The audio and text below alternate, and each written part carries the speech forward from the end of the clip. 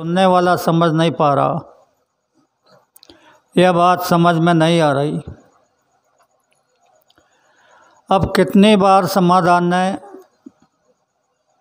बच्चों को माँ बाप को सेवा का आदेश गुरु महाराज ने दिया है, ये बताया,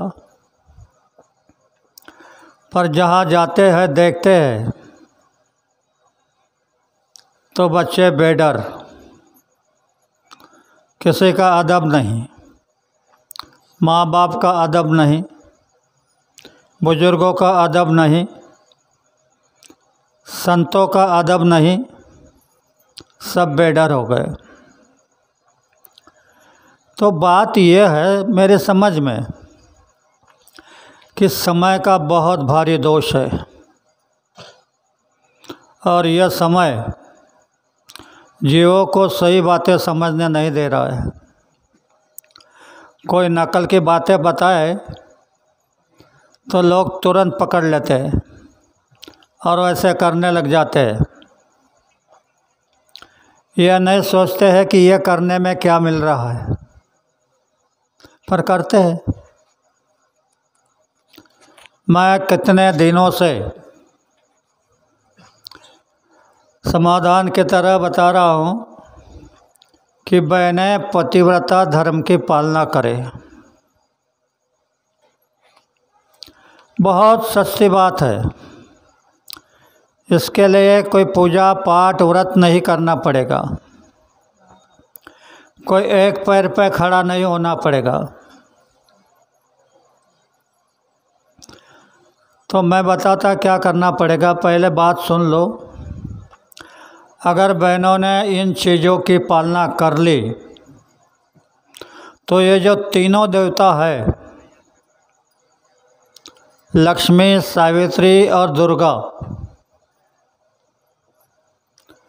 तीनों देवता, इनसे बढ़कर तुम्हारी शक्ति हो जाएगी। आप कहोगे कैसे? तो ध्यान से सुनो। अनुसया अपने पति की सेवा करती थी, बाकी कुछ नहीं। इन देवियों ने देखा कि अनुसया का प्रताप बढ़ता जा रहा है, तो इन्होंने अपने पतियों से कहा, तुम जाकर अनुसया का सत्व हरण कर दो। ये तीनों देवता वेश बदल करके अनुसया के दरबार में खड़े हो गए और अलग जगा दी। अनुसया घर में गई, मुट्ठी भर अनाज लेकर के आई, कहने लगी, लो महाराज भिक्षा लो। इन देवता ने कहा, ऐसे नहीं लेंगे। तो बोले कैसे लेंगे? बोले तुम्हारे वस्त्र उतार दो और फिर भिक्षा दो। अनुसया संकट में आ गई, कहने लगी, अगर भिक्षा नहीं दिया तो मेरा धर्म खत्म हो जाएगा, और वस्त्र उतार दिया तो मेरा सतीत्व खत्म हो जाएगा। आ गई धर्म संकट में। जैसे आज तुम सब लोग धर्म संकट में हो, ऐसे धर्म संकट में आ गई। सोचने लगी क्या करे, तो अपने पति से प्रार्थना करने लगी, हे प्राणनाथ, मैं दिन रात तुम्हारे सिवा किसी को नहीं मानती, तुम मेरे परमेश्वर है और मैं संकट में आ गई हूँ, तो मैं इनके ऊपर जल छिड़कता हूँ तुम्हारा नाम लेकर के, तो ये तीनों बच्चे बन जाए। इतिहास सभी जानते हैं, बहनें जानते हैं, भाई जानते हैं। तीनों देवताओं को बच्चे बना दिए। क्या था अनुसया के पास? कौन सा मंत्र का जाप किया? कुछ नहीं, पति सेवा का बल था। अब तीनों देवियों को मालूम पड़ा कि अनुसया के घर उनके पति पालने में सोए हैं। तीनों देवियाँ अनुसया के तरफ गई, कहने लगी, माता जी हमारे पति हमको दे दो। अनुसया ने कहा, बाहर पलने में सोए हैं, ले जाओ। तीनों देवियाँ पालने के अगल बगल में खड़ी रही, एक एक करके उठाने लगी। लक्ष्मी ने उठाने लगी तो ब्रह्मा को उठा लिया, विष्णु को नहीं। फिर ब्रह्मा चिल्लाने लगे तो रख दिया। सावित्री उठाने लगी तो विष्णु को उठा लिया, वो भी चिल्लाने लगे। पार्वती उठाने लगी तो ब्रह्मा को उठा लिया, यानी दूसरे पति को उठा लिए। इन पतिव्रता नारियों ने जब दूसरे पतियों को उठा लिया तो इनका सतीत्व खत्म हो गया।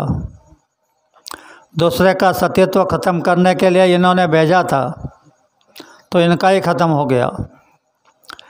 तो फिर अनुसया के पास गई, कहने लगे, माता जी ये तुम्हारे बच्चे हैं, तो हम तुम्हारी बहू है और बहुओं से कुछ गलती हो गई तो सास को माफ़ कर देना चाहिए, तो हमारे पति हमको दे दो।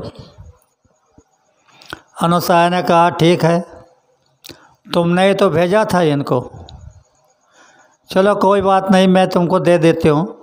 पालने के पास गई, कहा कि विष्णु जी, तो विष्णु जी हाथ पैर हिलाने लगे, उठा करके लक्ष्मी के पास दे दिया। फिर आवाज़ लगाए, ब्रह्मा जी, तो ब्रह्मा जी हाथ पैर हिलाने लगे, उठा करके सावित्री को दे दिया।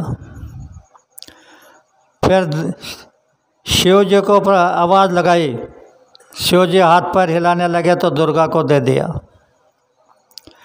यानी जिनके जिनके पति उनको दे दिए। सोचो बहनों, 5 मिनट के लिए तुम सोने से पहले इस बात को याद करना, जिन तीनों देवताओं का पूरे विश्व में डंका बज रहा है, वो देवता पति सेवा करने वाले नारी के पीछे आगे कुछ नहीं।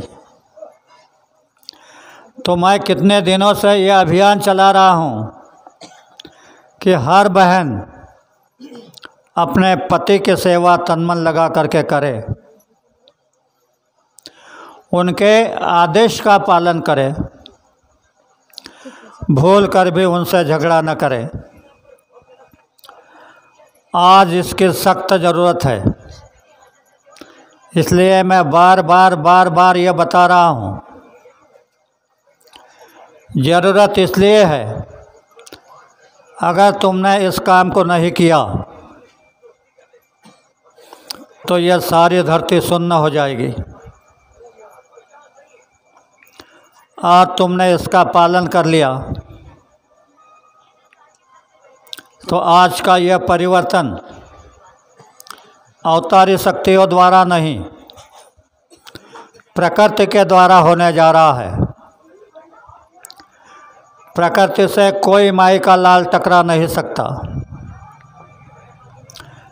अभी समाधान बता रहा था कि बारिश नहीं होती है, तो उसका कारण महात्माओं ने बताया। आज का मानव नीति छोड़कर परनारी पर निगाह धरे, निष्दिन सोता विषयों में पलना भजन में जाग सके, संतों की बातों को कोई नहीं माने, सभी गुनगुनाते हैं सदा फिल्में गाने। घर घर में हो रही नटियों की पूजा और यही हो रहा है उसी का नतीजा। कहीं कहीं एक बूंद ना बरसे पानी भर बरसात में। महात्माओं के वचन है। इसलिए पानी नहीं बरस रहा है।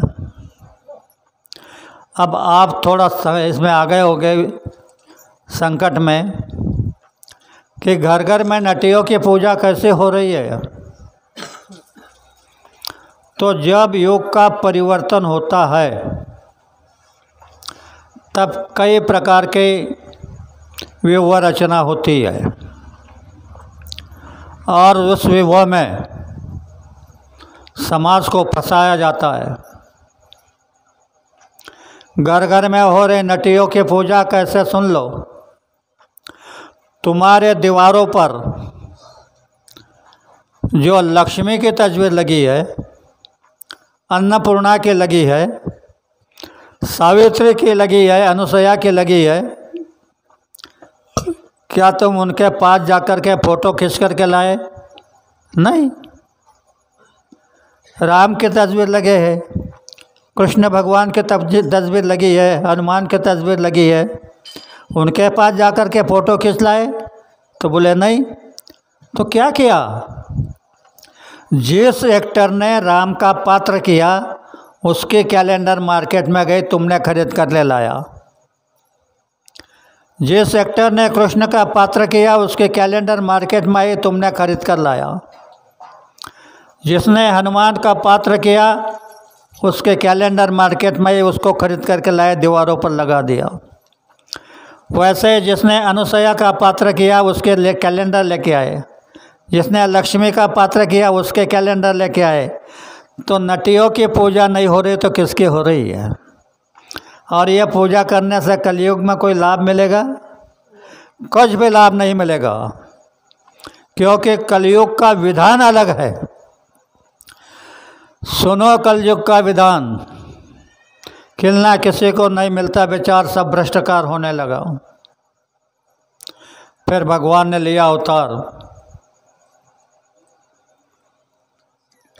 हुआ जवाब पर सवार, देखने लगा अलम का कारोबार।